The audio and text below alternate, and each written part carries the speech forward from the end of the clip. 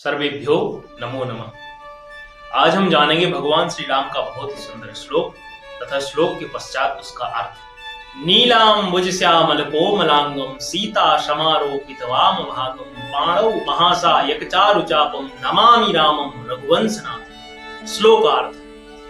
नीलांबुज श्यामल कोमलांगम अर्थात नील कमल के समान श्याम वर्ण वाले एवं कोमलांगम अर्थात कोमल अंग वाले हैं जो सीता समारोपित वाम भागम श्री सीता जी जिनके वाम भाग में विराजमान है। पाणव अर्थात जिनके हाथों में महासायक अर्थात अमोघ बाण एवं चारु चापम सुंदर धनुष है। नमामि रामम रघुवंशनाथ। उन रघुवंश के स्वामी श्री राजा रामचंद्र जी को मेरा नमस्कार है। सर्वेभ्यो नमो नमः।